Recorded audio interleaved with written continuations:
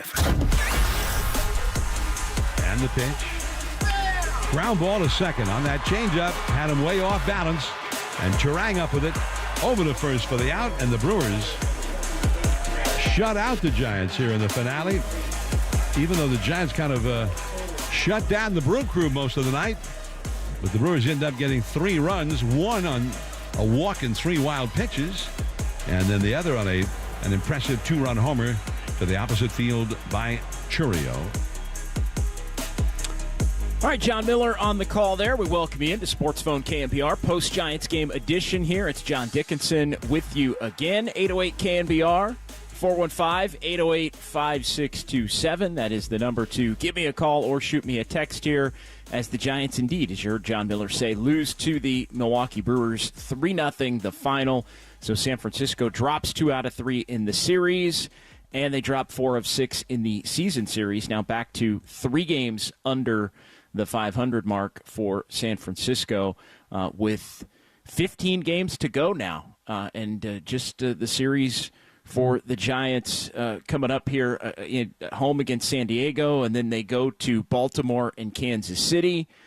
Following that at Arizona, and then that's the end of the year when they come back and take on the St. Louis Cardinals here in a series that's going to begin 2 weeks from tomorrow. But, Giants shut out on a night where it comes 24 hours after they get 13 runs. I mean, wouldn't you know? And the Giants have been limiting strikeouts. They were, 7 for 15 with runners in scoring position last night, and tonight it ends up being an 0 for 6. They leave 8 on.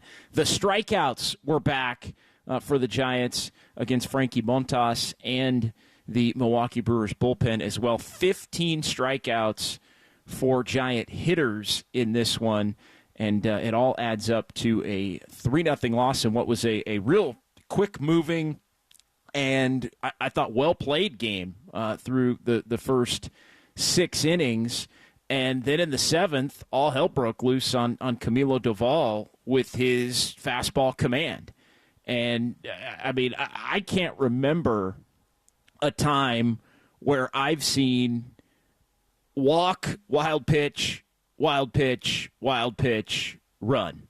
And that's exactly what we saw from Camilo Doval after he wasn't comfortable with the mound at the beginning of that 7th inning. And really, as we kind of nightly go through who performed well, who didn't perform well for the Giants, and try to relate it in the big picture, the best that we can here, winding down the final 2.5 weeks of this 2024 season. I mean, what a brutal year for Camilo Doval. I mean, he just has not looked comfortable at any point all season.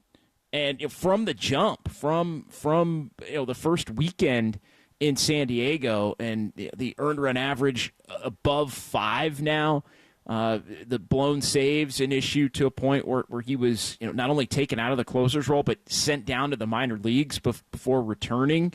And just Camilo Doval, add him to the list of big-time questions for the Giants going into 2025, and coming from a player that you really didn't believe would be a question.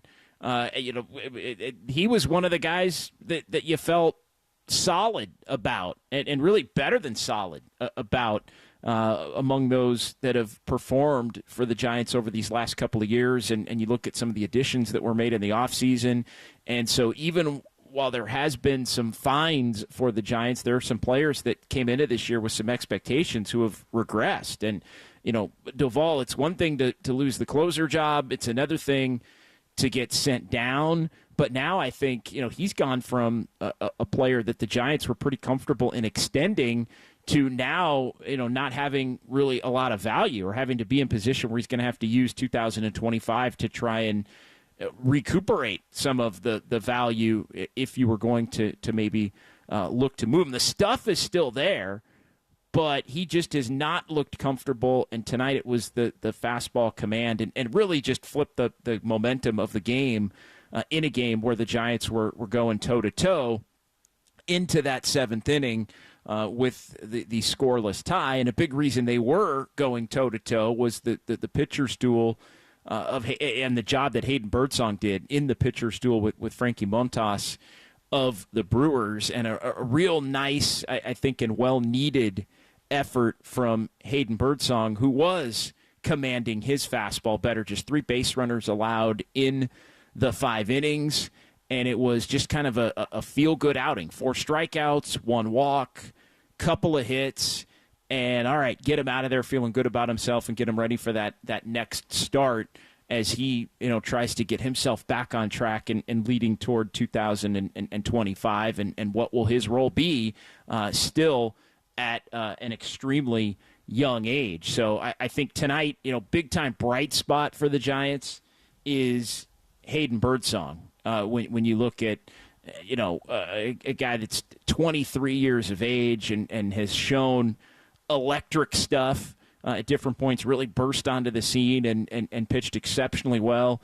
Lost some command. Maybe the league adjusted to him a little bit, but his ability to kind of bounce back there and get back on track after what had been a real difficult stretch, I think is big for Hayden Birdsong. So one of the positives of the night is, I think, without a doubt, the young right-hander. Just kind of looking around at some other, Gerard Encarnacion, couple of hits tonight. That goes into the positive factor, including a double. And so we're always kind of evaluating the young players and where they have the potential to pencil in to this thing. And Gerard Encarnacion, somebody that's shown a propensity to have power and have opposite field power, and somebody that really could I think make an impact in a bench type role, a supplementary type role, a complementary type role, maybe next year as the Giants look to evaluate things. He's somebody that has shown pretty well in the time that he's been granted opportunities in terms of power. Again, not saying he's a starter or a future everyday guy or anything like that, but a bright spot in this ball game tonight for the Giants. Now, the flip side on the young player equation, as the Giants were shut out for the 6th time this season and lost their 11th home game in the last 17, which goes back to just about a month ago. But you look at it, and Tyler Fitzgerald is where I'm going with this, leaving tonight's game with the low back tightness, and we'll see what happens tomorrow as he ends up getting evaluated. But Tyler Fitzgerald, one of the bright spots for this team, ends up leaving the game with the low back tightness. No real further word other than he's going to get evaluated, and the Giants are going to provide a little bit of an update tomorrow. But keep an eye on that. So Marco Luciano wound up in the game and playing second base. Brett Wisely started the game at second base. He ended up moving over to shortstop in this one. But, one of the bright spots. You hope Tyler Fitzgerald can get back on track with the back issue and get himself back in the lineup to finish what has been a real strong rookie campaign here in the orange and black. So 808 KNBR, 415-808-5627 if you want to weigh in on this one. The ultimate in juxtaposition from one night to the next as far as the Giants having one of their best offensive outputs of the season and then just doing nothing less than 24 hours later. Some other just observations from this one. We talked about Hayden Birdsong, Eric Miller with a nice 6th inning. Frankie Montas really, really shut the Giants down, keeping them off balance, mixing things up. And Frankie Montas having the Giants' number, 8 strikeouts for Montas in 6 innings, walked a couple, did give up a couple of hits, but the Giants really not doing anything with Frankie Montas. Again, we talked about Hayden Birdsong, who did the trick to get and keep the Giants in the game, and they were matching each other through those first 5 innings, and Eric Miller pitched the 6th. All hell breaks loose in the 7th with the walk, wild pitch, wild pitch, wild pitch. and the lack of command from Camilo Doval, and then you look up in the 8th inning, the Brewers able to add on against Spencer Bivens, Jackson Chourio. But what a player he is, taking one up onto the right field wall over in the arcade for a 2-run homer that was really the final blow in this one. This was the kind of night where he goes deep on top of the arcade, and 3-0 feels like it might as well be 8-0. Although the Giants, again, as they often do, did make a little bit of noise in the bottom of the 9th after Matt Chapman struck out. Mark Canha continues to just be a pretty clutch hitter. He comes up with good at-bats late in games, and he singled to keep the Giants alive. That actually ended a string of 6 consecutive outs via the strikeout for Brewers pitching against Giants hitters. And then Encarnacion with one of his 2 hits, the double there to send Canha to third. So it's 2nd and 3rd at that point with 1 out, and the tying run is coming to the plate. Grant McCray, though, not the best night for Grant McCray at the plate. He struck out for the 3rd time, 0 for 4 for Grant McCray. And then Patrick Bailey winds up pinch hitting for Kurt Casale, and Patrick Bailey grounds out to end the night with the Milwaukee Brewers getting the victory. So 808 KNBR, 415-808-5627. The Golden State Lumber and Building Materials text line is open as well. And folks commenting here at the beginning of the show regarding Camilo Doval. And, it's just it's hard to explain how quickly things have had, and just dramatically things have changed for Doval. 559 Doval should be getting booed relentlessly. I think the fans that were in attendance at Oracle Park tonight, you could feel the frustration among the crowd there tonight, and it was a low crowd, 22,184, as the Giants, with their 3rd consecutive night game here, 3 night games in this series against the Brewers, just 22,184 on hand, and you could feel the frustration as Doval went walk, wild pitch, wild pitch, wild pitch, and there were some boo birds that were out most definitely in that particular situation. 831 on the Golden State Lumber and Building Materials text line. And this is kind of where I was going with it. Doval, the lack of control and the perceived indifference, I think. And the 831 on the text line characterized it as attitude. Like, I don't think Doval has a bad attitude per se. I think it's more just an indifference at times, which is part of his calm, to be honest. It's indifference to one is calm to another. So I think you always have to be a little bit careful in being the body language police when it comes down to that. But I will say this: when he does not pitch well, it gets tired and it gets frustrating to watch. Right? When a guy's pitching well and maybe he walks a guy and there's a wild pitch and he looks like a lot of closers who tend to basically be high drama, right? It's not completely out of the realm for a closer to be high drama, and obviously Doval has fallen out of the closer role for the time being. But what's interesting to me is it goes back to that whole, when you're doing that and then you're striking guys out and you're picking up saves and you're not getting beat, indifference is calm. Indifference is being cool and collected, and that's part of it. But then when you lose command at the level that Doval did, I think you look around at not being comfortable with the mound and the pitch clock violations, which have been a problem this season, and at times maybe not getting over to cover a base. It just there's just kind of a perceived, not always fair, but perceived indifference, which I think can be really, really frustrating to fans, and I think at times it could be frustrating to coaches and managers and members of the front office as well.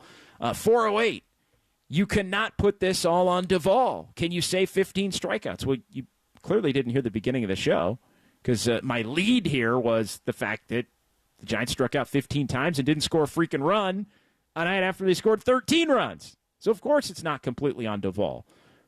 And, look, the Giants, you got to score in order to win, and the Giants didn't score. And if it wasn't Doval's 7th inning that threw everything out of whack, then maybe it would have been Jackson Churio's 2-run homer, although maybe Spencer Bivens is not in the game in the top of the 8th inning if Camilo Doval is able to come up with a clean 7th inning and you're going to some other relievers and maybe it leads to a different outcome. So, no, it's not all on Camilo Doval. Let's not get that twisted, but that is a real deflating scene when he comes in and really a clean 6 innings, 0-0, Giants going toe-to-toe. That's a big deal. And so, again, when the, but he could have done that, and the Giants could have not scored. It's just as much about the offense. The reason Doval is a headline tonight is because he's had an awful year. And tonight, in many ways, is an extension of the awful year that he's had. And it's all connected to the different outings where it's been pitch clock, or it's been wildness, it's been lack of command, it's been not covering a base, it's been not looking comfortable out there on the mound for whatever reason, and he wasn't comfortable tonight as well. So Doval definitely part of the equation tonight, but a bigger part of the equation, he's been one of the players that the Giants were counting on at a high level that they now look at the end of this season, and there's all kinds of question marks surrounding. So that's an absolutely fair part of this equation. 808 KNBR, 415-808-5627. Let's go ahead and pause here. We'll come back. We'll keep this thing rolling until about 11 o'clock tonight. If you want to weigh in on this one, we got more texts on the Golden State Lumber and Building Materials text line as well. We'll get into some 49ers. Also want to get into the interview that Farhan Zaidi had earlier here on the Sports Leader on Tolbert and Copes. Ray Ratto was sitting in for Tom, and I want to get into some of the comments from Farhan Zaidi as they relate to his future and what the Giants have to do to become a better ball club in 2025. All right, let's go ahead and pause. Here it is, KNBR 104.5 and 680, the Sports Leader.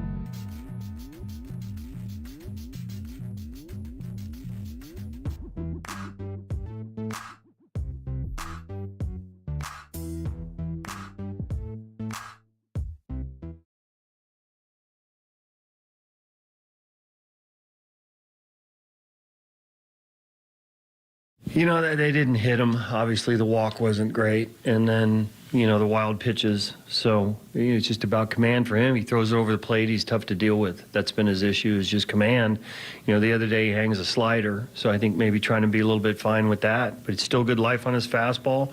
When he hits his slider well, it's still, plus. He's just having a tough time doing it consistently. This is where we feed the faithful. Sports Phone, KNBR. Streaming live at twitch.tv/the Sports Leader. All right, Bob Melvin there on Camilo Doval's struggles as he gives up the one run there in the seventh inning on a walk and then 3 consecutive wild pitches to score the Brewers' first run and the first run of the game overall. 1-0 at that point. Jackson Chourio hit a 2-run homer off of Spencer Bivens in the 8th. Giants lose 3-0 to the Brewers, so they drop 2 out of 3 for the series, 4 out of 6 for the season series, and back to 3 under 500. Hayden Birdsong pitched pretty well in this one. Tyler Fitzgerald left with some back tightness. We will hear from Tyler Fitzgerald coming up here on Sports Phone KNBR about his injury and just where things stand with him. All right, 808 KNBR, 415-808-5627 to join the conversation. More from the Golden State Lumber and Building Materials text line real quick. 408, taking exception to my indifference comment relating to Camilo Doval. 408 writes, indifference my ass. There's a difference between indifference and arrogance. Which is worse? I'm not sure. But I think we're splitting hairs on that one as it relates to the now former, at least for the time being, Giants closer. Let's get to the phones. And Roy in San Leandro up first here tonight on Sports Phone KNBR with JD. Hey, Roy. Hey, how's it going, man? Hey, look, I'm doing all right. Good, yeah, good. It's always great, man, listening to you because you have a good substance about the Giants, and I really appreciate that. But I just wanted to say my understanding today is that the Giants fired 4 of those scouts. And what I'm saying is that, I don't want to get into other people's programs, but, I've talked to Bill Lasky over the last 2 years, and I told him personally that, the Giants need a shakeup in their scouting staff. Because, okay, for example, that guy named Chourio tonight, he hit that 2-run homer.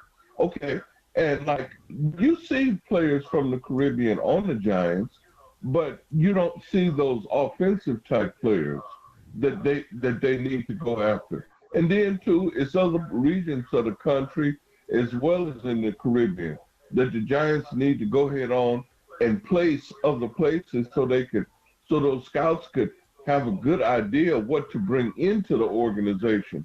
And I've talked to Bill about that exclusively, and I'm just mentioning it to you. This is the perfect time to do that, because they need to just merge offensive players with the pitching, keep the pipeline of pitching, and then go out and get some of the best, players that you could possibly find. And this is a good time to do it. Yeah, I don't disagree with that. And yes, there was the report, Roy, yesterday. I think it was Bob Nightingale who had the report that the Giants did move on from 4 scouts. And look, even whether Farhan Zaidi remains or not, there are going to be changes within the organization in terms of how they go about doing things. So that I don't think should necessarily come as a surprise. And Roy, I know we talked about Chourio last week when the Giants were playing in Milwaukee, or a couple of weeks ago, I guess it was, that final week of August when they were playing in Milwaukee. And it has been a long time since the Giants had any player come up at that 20, 21-year-old age as a hitter and make an immediate impact and just stick and stay and be kind of a perennial all-star and or just star. So that is something that I think they probably believe, and thank you for the call, Roy. They probably believe it's Bryce Eldridge, but there hasn't really been any player that would fill that void in the entirety of Farhan Zaidi's tenure, whether it's an American player or a Caribbean player or any player, as from anywhere, as Roy was talking about. And that is a major component that's been missing from the evaluation when you look at Farhan Zaidi and the success that he's had, or lack of success that he's had here, going back to the first season, which was 2019. I mean, we're talking about 6 years now, and to not have one guy come up, early 20s, 20, and just be a guy, that's problematic. To not have one over the span of basically team control years, right? You got 6 team control years on any player, basically, and to be able to go a full cycle of players that could be under team control and not have anybody to show for is not a good look. Not a good look, without a doubt. Jonathan, next here on The Sports Leader. Hey, Jonathan. Hey, JD. Well, it really has been a season of 2 steps forward, 1 step back. It seems like just a couple of weeks ago, I was probably the only person in this area floating on cloud 9 because my Marlins came here and did the impossible and came back and took 2 out of 3 here. And I thought I still might have a chance at a winning season. Then I watched the A's get pounded 16-3 by Seattle. And then tonight I lost my second Jewish Heritage Night game, including the one the A's lost to the Dodgers, which was only 3-2. But the Giants couldn't hit tonight. And I'm looking at a situation now where I'm 11-11. I have 2 games left. I have the Padres tomorrow night. I have to win that. And then if I even get through that, I've got to have the A's beat the Rangers in what is supposed to be the final night game ever at the Oakland Coliseum, or so we were led to believe. Now, as I'm going maybe through not. all these, maybe not if you heard some of the news today. Yeah. So, as if my head's not exploding enough right now, that was the last thing I needed to see, because I don't want to have any kind of false hope or expectations. But obviously, I've already started, thinking about what next year is going to look like here. And now that at a time where I need to be focused on winning ball games, that comes into the picture. So I'm just, my head is spinning, and I'm just trying to figure out how in the world do I win these last 2 games to save my season? And then what is going on with the A's? Well, if it was only truly up to you, Jonathan, I would have faith that you would get those wins. I mean that I think without much doubt, I would believe that they would get those wins. But I mean, hang in there. The A's have been playing pretty good ball for the most part, so maybe they'll get you one. And then, we'll see what happens. The Giants did just take 2 out of 3 against the Padres last weekend down in San Diego. The Giants have a winning record against the Padres. They're 6-4 against the Padres. There you go, Jonathan. I'm keeping you feeling good. Giants have a winning record against the Padres. And I believe Logan Webb is pitching tomorrow. So, there's always that hope, but they got to hit because, tonight was lousy. Tonight wasn't cutting it, but by any stretch. Just 5 hits. The strikeouts were back. We've been giving the Giants credit the last couple of nights for not striking out nearly as much, and then tonight all the strikeouts were back once again with 15 strikeouts, and Logan Webb and Dylan Cease tomorrow night over at Oracle Park at 7:15. Jonathan, thanks for the call, man. Best of luck to you tomorrow, and best of luck to you on the 25th over at the Coliseum, my friend. Thanks. All right, Jonathan checking in here. 808 KNBR 415-808-5627. Let's go ahead and take a break. We'll come back. More from the Golden State Lumber and Building Materials text line.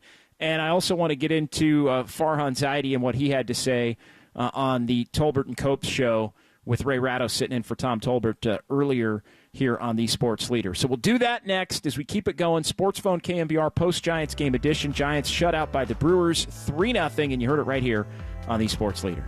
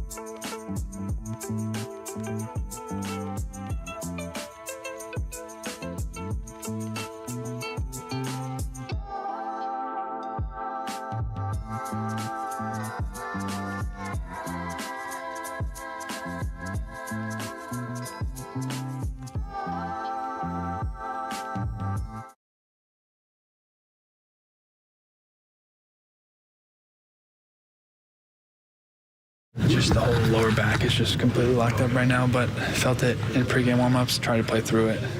And then on that line out, when I was running to first, I knew something was off. Went out there, fielded a ground ball, and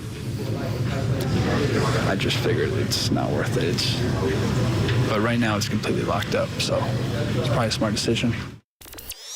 Dub Nation, dial the digits and dive in. 415-808-KNBR. Sports Phone KNBR continues right here and on the all-new KNBR app. All right, completely locked up is never a good thing. That was Tyler Fitzgerald on the status of his back injury, some tightness, which was the official word as he left the game in the Giants' 3-0 loss to the Brewers. We're back here on Sports Phone KNBR on a Thursday night post-Giants game edition. John Dickinson sitting in. Bill Lasky back tomorrow, and he'll have you covered throughout the weekend in the 3-game series for the Giants and the Padres, as I'm going to be off to Minneapolis covering the 49ers and the Vikings this weekend. So looking forward to that, and in with Copes on Monday from Minneapolis. So looking forward to that in the aftermath of the 49ers and the Vikings on Sunday morning from Minneapolis. So let's get to a couple of text messages here. And before we do that, just real quick on Tyler Fitzgerald, Bob Melvin did say kind of more on him tomorrow as far as an update on just kind of how things are feeling. But that didn't sound great. It sounded like Tyler Fitzgerald, even in speaking to the media, was pretty uncomfortable. And so hopefully he can get that corrected and, not have it be something that lingers or even, comes and goes to where he can finish the final 2.5 weeks of this season strong. On the Golden State Lumber and Building Materials text line 510, JD, put the blame where it belongs on Farhan. This roster sucks. That, again, via the Golden State Lumber and Building Materials text line from the 510. If you've listened to me all year, I think I've put a fair share.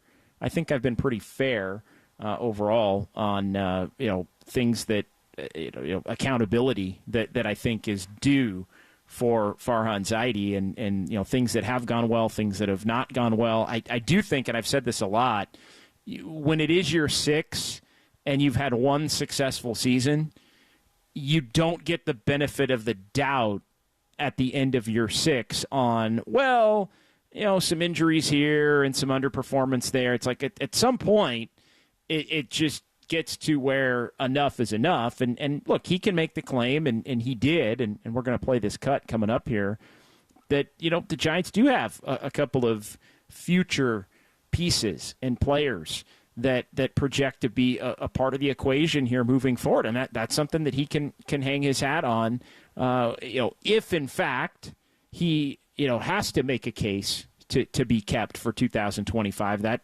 we don't know that that's necessarily true. He is under contract for 2025 and even maybe 2026, although it was reported that non-guaranteed for 2026 along with Bob Melvin. So we'll get into the Farhan discussion here, but if you've listened to me here after a lot of these Giants games throughout the course of this season, I think I've been pretty on point with the fact that this is a results-oriented business for me, and it is year 6. And look, I will fully admit that I was somebody that wanted to see Farhan get, or was at least okay with Farhan getting one more chance with Bob Melvin as the manager versus Gabe Kapler.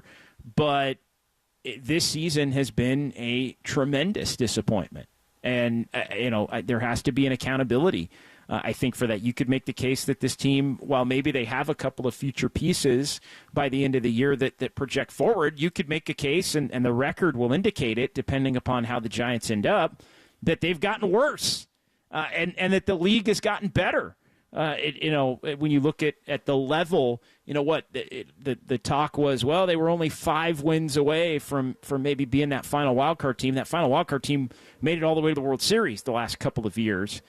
And, now you look up in the standings and, you're looking at 80. It might be an 88 win third wild card when you look at where the Mets are right now at 80 and 66.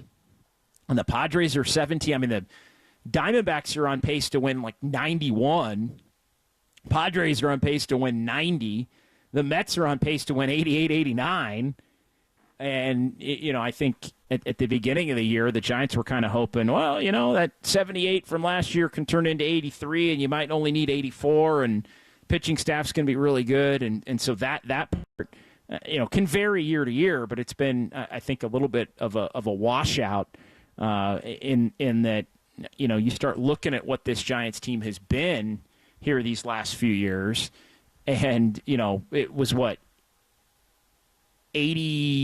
78 wins last year, and they had a full 500 year but before that, and they had the 2022 season. I mean, you look at it was 79 and 83 last year, 81 and 81, and then the 107 and 55, 29 and 31, 77 and 85.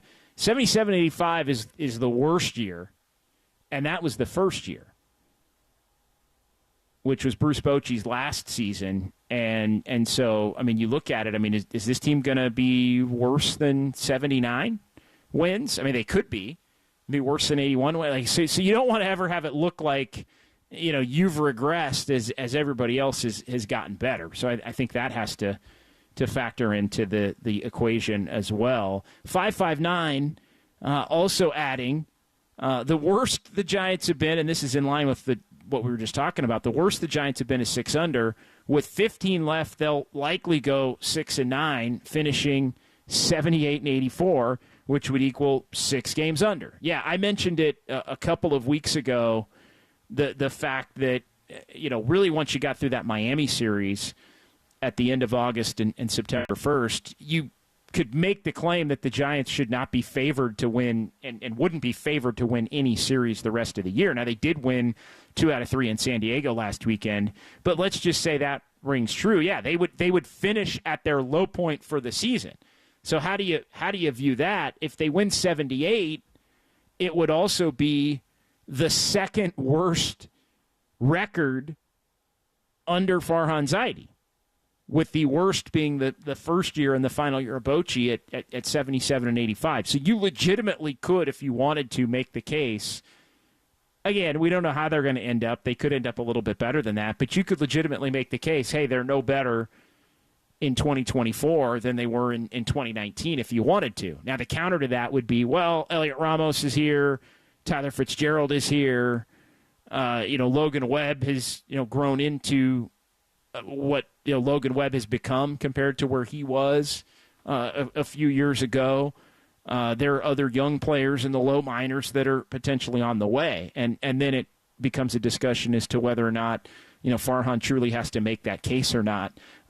Regardless, and I mentioned this last night, even if Farhan Zaidi sticks around, I mean, next year it is a wrap next year unless they are minimum mid-80s, down to the last day of the year, Heartbreak City, maybe you lose on the last day of the year and not get it. I mean, there has to be some big time.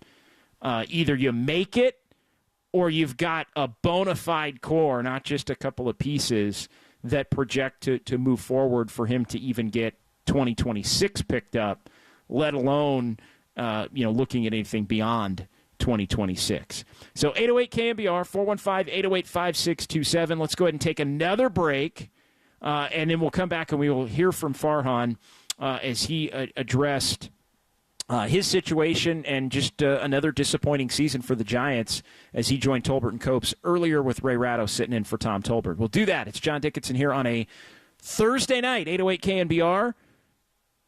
Keeping it rolling till 11 o'clock on the Sports Leader.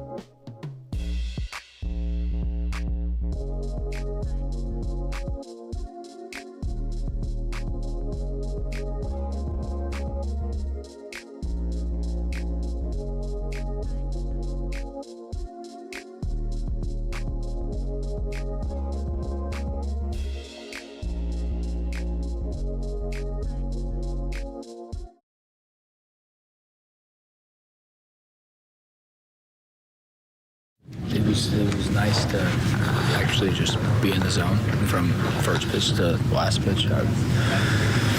Obviously, I had a walker, but it didn't bother me at that point because I was in the zone for the whole game, and that's all I really wanted to do. I want to keep doing that and just keep showing that I can pitch through 5 and beyond.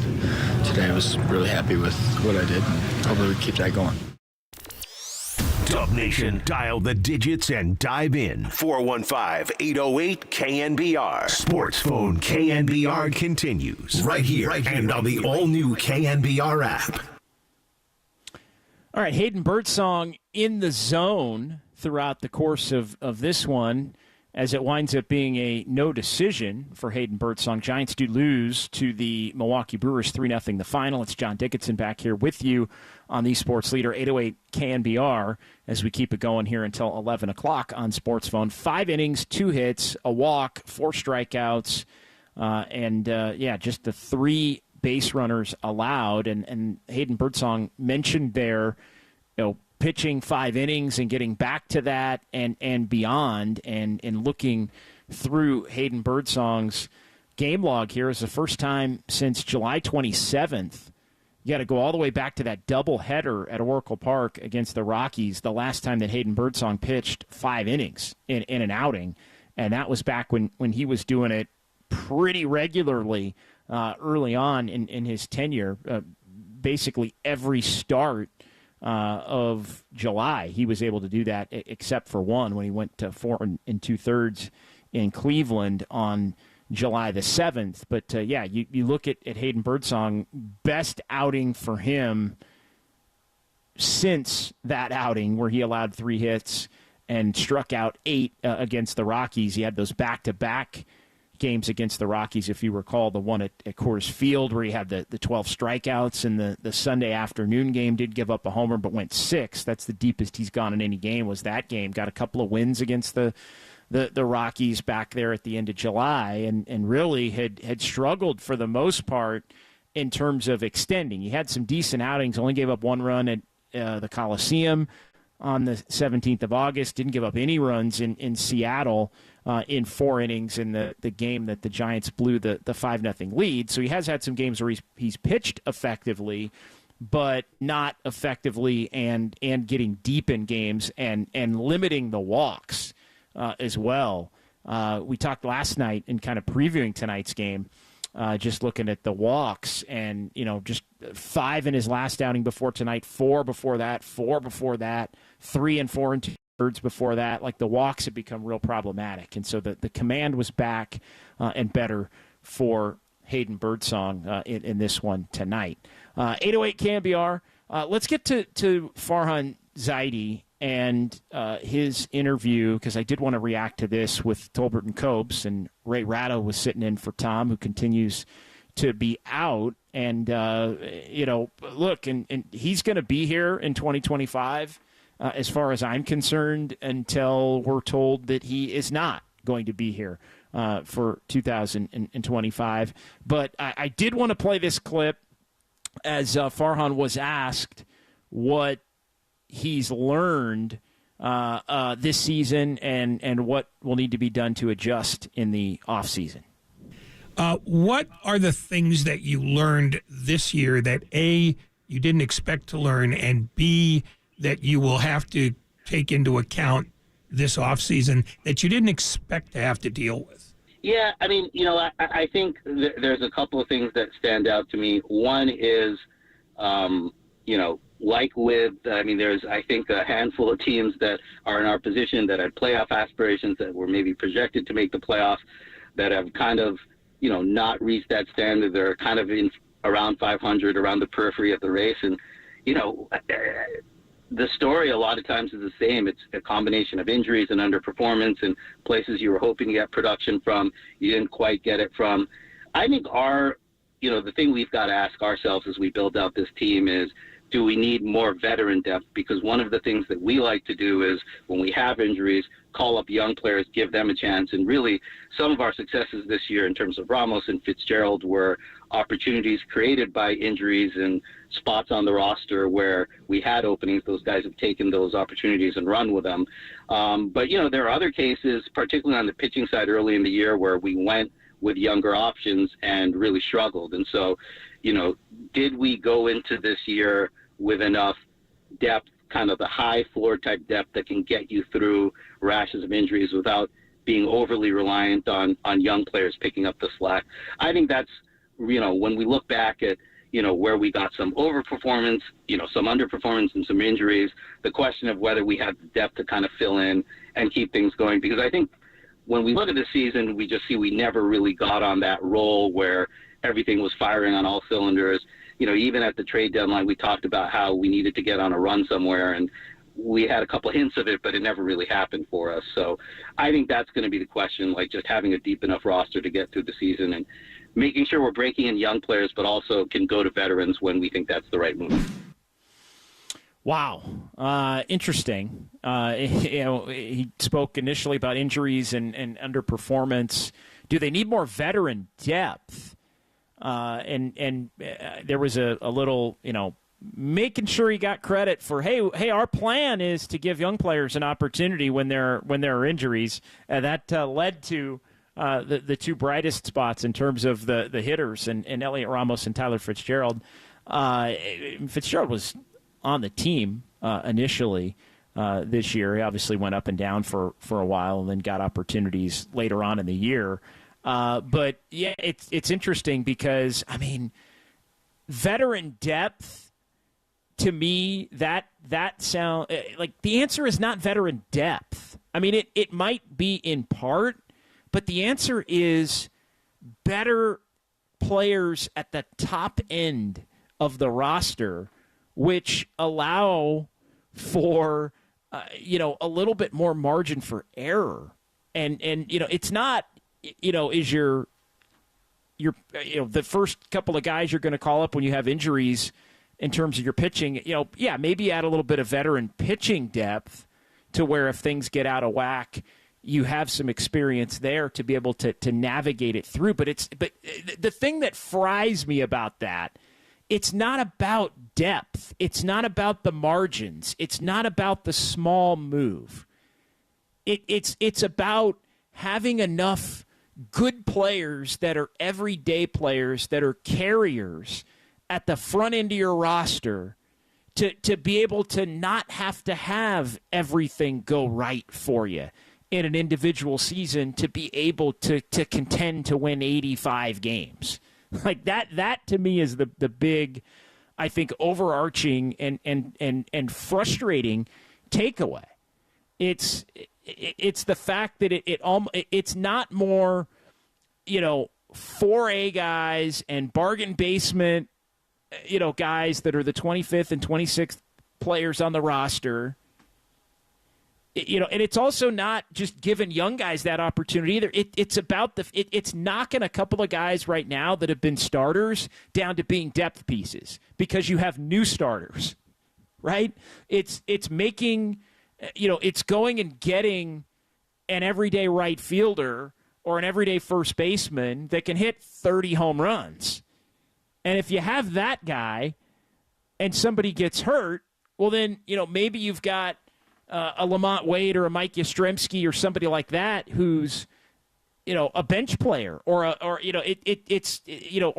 not an everyday or at least an everyday platoon option.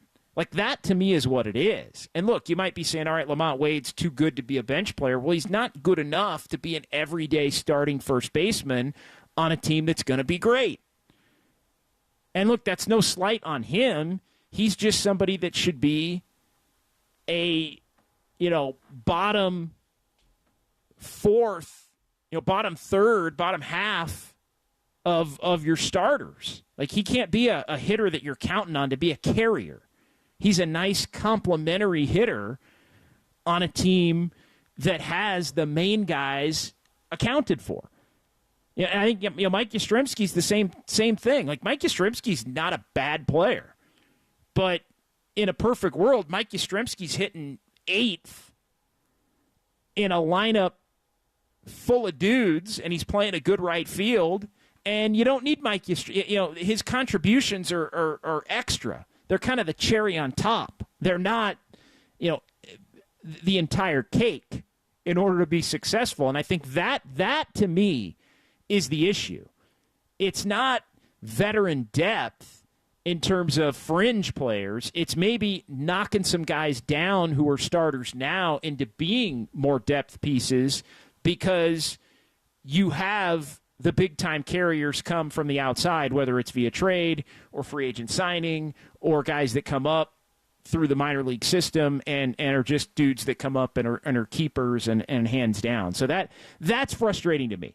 Like, because there is, and look, I'm not even against the Giants saying they want to be more veteran, but it's not veteran fringe back into the roster depth. Like, the issue for the Giants was not depth this year. The issue for the Giants was that they didn't have enough good players at the top end of their roster. That's what needs to be fixed. And that's the statement that I think if Farhan Zaidi is going to be around in 2025, that as a Giants fan, I would want to hear in the post-mortem. All right, he's going to come back. A lot of people are not going to be happy about it if that's what comes to fruition. He needs to come up on the podium and say, our best players are not good enough. Matt Chapman cannot be the best player on the Giants. He can't. Bottom line, like, that's not going to be a good team. Like, Matt Chapman's a good player, but he's got to be your third, fourth, he's got to be like your third best player.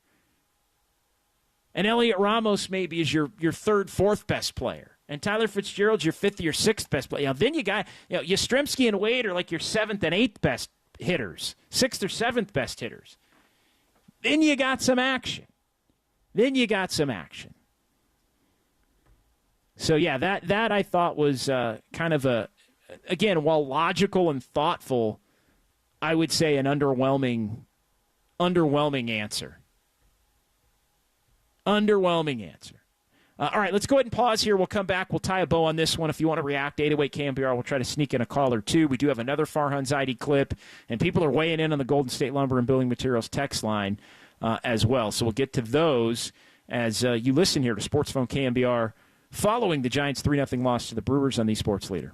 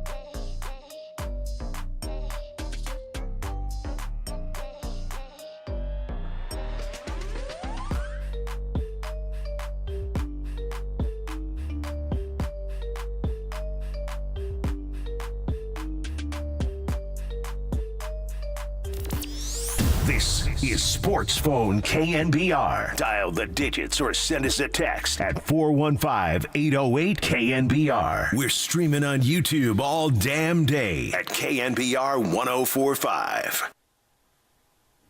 All right, final segment. It's a shorty. John Dickinson here on Sports Phone KNBR. And so the Giants lose to the Brewers 3-0. Bill Lasky back tomorrow. I will be headed to Minneapolis over the weekend covering the 49ers and the Vikings, and back on Monday with Adam Copeland sitting in for Tom Tolbert 2 to 6 here on The Sports Leader. You can also follow me on Twitter and on Instagram and all of that at JD John Dickinson. Follow our KNBR socials as well, as we're going to have a lot of coverage on the digital side of things from Minneapolis as the Niners play their first road game of 2024. Wrapping up the conversation on Farhan and his interview, Farhan Zaidi's interview with Tolbert and Copes earlier. And the other part that I took a little bit of exception to was, and I mentioned this in the last segment, the fact that Matt Chapman, sign Matt Chapman. That's great. I like that. I like the move. Does it have the potential to be, not look great from a pricing standpoint, maybe in the final couple of years? Sure, but salaries are only going to go up moving forward. And he's been a really productive player. I love all the intangibles that he brings in terms of being a tone setter and a good defender and a leader and just a great example for young players, for veteran players. He's a name in the game that anybody would like to have on their team. That being said, I don't necessarily think you can have him be your best player. Well, Farhan addressed the Chapman signing and everything it means here for the coming years. Here's what he had to say. Yeah, I mean, that was kind of the plan all along when we brought him in. We did talk to him about a long-term deal last offseason. Couldn't quite match up on the terms. He was coming off what was a down year for him and wanted to bet on himself and prove his worth as one of the best players in the game, which he did this year. And as I mentioned during the press conference, he himself said, hey, my plan is for us to start talking about an extension in mid-August and get something done. And his timing was exactly right. That's when we picked up the conversation. And, to your point, he's been so valuable to us this year. I think, more than the numbers, when you get a chance to watch him on a day in, day out basis, you see the impact that he brings. And, it's been a disappointing season, but we are coming away from the season with a few pieces that we think are going to be huge for us, not just in 25, but moving forward. And he's definitely at the center of that, so we're thrilled to get that done. Yeah, and look, I mean, it's semantics here. I don't think Farhan's necessarily overblowing it when you play the cut there. He can be a part of what the Giants, but I just hope, for Giants fans' sake, I just hope that there's a realization in the front office that their best player and maybe their best two players in terms of everyday position players might not be on the roster right now. If they truly want to go from mediocre or mid or bad to good, it's at least one. They need to go get one player that is better than Chapman and better than Ramos and better than Fitzgerald, better than all three of them, and have that guy come in. And again, I'm not saying it even has to be Juan Soto, but it can't just be complementary pieces and depth and back into the roster and stretch it out here and more veterans there.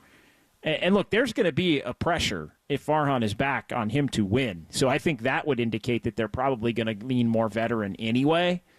But there has to be a trade because they've proven that they can't get the big free agent to come. And that's okay. I'm not even going to crack on them for that. If you can't get that guy to come, then you have to go get him via trade. So there needs to be a willingness to give up some of what you have either on your major league roster or in your farm system to bring back a player that you can plop right in and is right there in that conversation as good or better than your best players. The issue with the Giants is that their best players are not good enough. It's not that they're not good players or can't be on the team, but they're miscast in terms of pecking order. and importance. And it's no slight or shade on any of them. You can have a good team with Matt Chapman on it.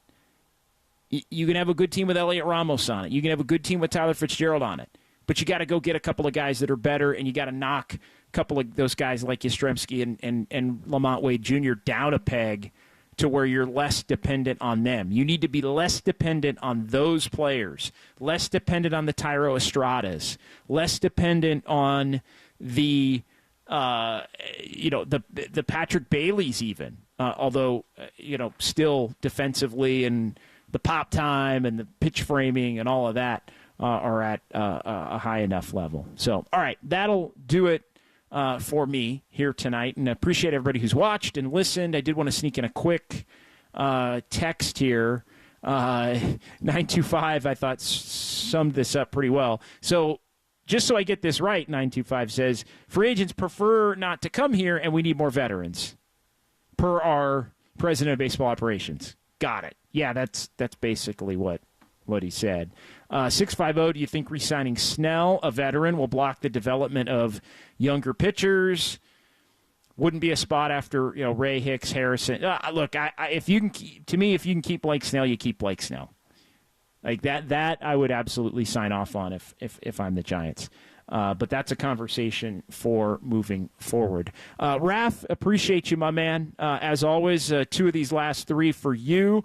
And I'm grateful to be working with you, my friend. Excellent work as always. Have a wonderful weekend, and we'll talk again soon, man. Yeah, JD. Boy, we always get a loss after when we work together. So we definitely... A lot of losses and a lot of quick games. Yeah, that's true. For the 2 of us this year. But Raph, the best in the business. Appreciate it. Cole LaPelt as well. Appreciate him. So we'll talk to you when we talk to you here. Bill Lasky back tomorrow. KNBR 104.5 and 680, the sports leader. This is Greg Papa, your voice of 49ers football. Papa and Lund, 10 to 2.